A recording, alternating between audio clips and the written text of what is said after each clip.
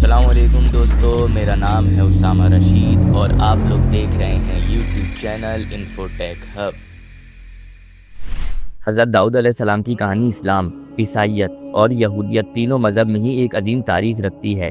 یہ کہانی صرف ایک نبی کی نہیں بلکہ ایک ایسی فوج کے جوان کی ہے جو اپنی ہمت، ایمان اور اللہ پر بھروسے سے ایک ظالم بادشاہ کو شکست دیتا ہے۔ حضرت داؤد علیہ السلام کا تعلق بنی اسرائیل سے تھا۔ یہ بنی اسرائیل وہی قوم تھی جو حضرت موسیٰ علیہ السلام کی قوم تھی، جسے اللہ نے فرعون کی غلامی سے آزاد کروایا تھا۔ لیکن وقت کے ساتھ ساتھ یہ قوم کمزور ہوتی گئی، اس کی ایمانی طاقت بھی کم ہوتی گئی اور آخرکار یہ لوگ اپنے دشمنوں کے سامنے ذلیل ہونے لگے۔ یہ وہی وقت تھا جب اللہ نے ان کی رہنمائی کے لیے ایک نبی کو بھیجا جسے ہم حضرت شمویل علیہ السلام یعنی سیمیول کے نام سے جانتے ہیں۔ اس وقت بنی اسرائیل کا سب سے بڑا دشمن فلسطینی تھے، جن کا ایک عظیم بادشاہ تھا جس کا نام جالوت تھا۔ بنی اسرائیل کو اس قاتل بادشاہ کا سامنا کرنے کے لیے ایک بادشاہ کی ضرورت تھی، اس لیے اللہ نے حضرت شمویل علیہ السلام کے ذریعے طالوت کو بادشاہ مقرر کیا۔ طالوت اصل میں ایک عام آدمی تھا، لیکن اللہ نے اسے علم اور طاقت دی تھی۔ لیکن بنی اسرائیل اس فیصلے سے خوش نہیں تھے کیونکہ طالوت کوئی امیر انسان نہیں تھا، مگر اللہ جسے چاہتا ہے عزت دے دیتا ہے، اور یہاں بھی ایسا ہی ہوا۔ طالوت نے جب اپنی فوج تیار کری تو حضرت داؤد علیہ السلام اس وقت صرف ایک نوجوان لڑکے تھے اور وہ ایک نارمل خاندان سے تعلق رکھتے تھے جو غربت کی زندگی گزار رہا تھا۔ حضرت داؤد علیہ السلام کو بچپن ہی سے اللہ کی عبادت کا بہت شوق تھا۔ ان کا سب سے بڑا ہنر ان کی آواز تھی جو اتنی خوبصورت تھی کہ جب وہ زبور کی تلاوت کرتے تو جانور بھی رک جاتے تھے۔ جب طالوت اپنی فوج لے کر دشمنوں کا سامنا کرنے کے لیے نکلے تو ان پر اللہ نے ایک امتحان رکھ دیا۔ راستے میں ایک نہر تھی جس کا پانی پینے سے اللہ نے منع کیا تھا، لیکن حضرت طالوت علیہ السلام کی فوج میں کافی لوگوں نے پانی پی لیا۔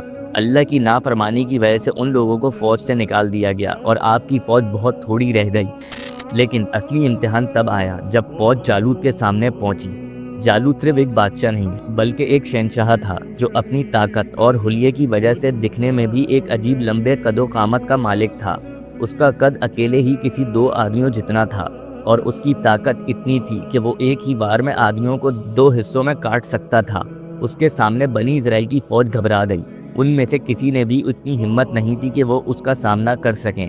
تب جالوت نے ایک چیلنج دیا کہ جو بھی اس سے لڑنے کو تیار ہے وہ سامنے آئے، لیکن کوئی بھی سامنے نہیں آیا۔ اسی وقت ایک چھوٹا سا لڑکا آگے آیا جو صرف ایک غریب باپ کا بیٹا تھا، جس نے کبھی بھی جنگ نہیں کی تھی، جو بس اللہ کا ذکر کرنا جانتا تھا۔ وہ لڑکا اور کوئی نہیں، حضرت داؤد علیہ السلام تھے۔ طالوت علیہ السلام نے انہیں اپنے لوہے کا زرہ پہنانا چاہا مگر وہ بہت بھاری تھا۔ حضرت داؤد علیہ السلام نے کہا، مجھے صرف اللہ کی مدد چاہیے۔ پھر انہوں نے اپنی چھوٹی سی غلیل اٹھائی جو کہ ایک عام پتھر پھینکنے والا ہتھیار تھا۔ جالوت ہنسنے لگا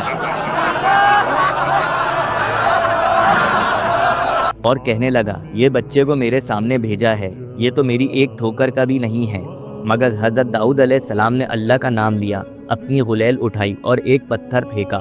یہ صرف ایک پتھر نہیں تھا، یہ اللہ کی قدرت کا ایک نشان تھا۔ وہ پتھر سیدھا جا کر جالوت کی آنکھ کے بیچ میں جا لگا اور اتنی شدت سے لگا کہ اس کے سر سے خون بہنے لگا اور وہ زمین پر گر گیا۔ جالوت جو کبھی کسی سے نہیں ہارا تھا، ایک ہی پل کے اندر زمین پر گر گیا۔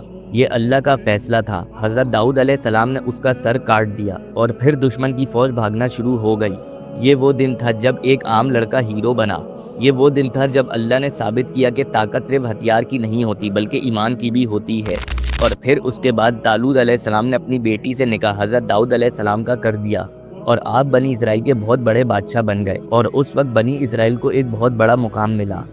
اگر آپ لوگوں کو ہماری یہ ویڈیو پسند آئی ہو تو لازمی ہمارے چینل کو سبسکرائب کر دیں۔ ابھی کے لیے ہمیں دیں اجازت، اپنا بہت سارا خیال رکھیے گا۔ اللہ حافظ۔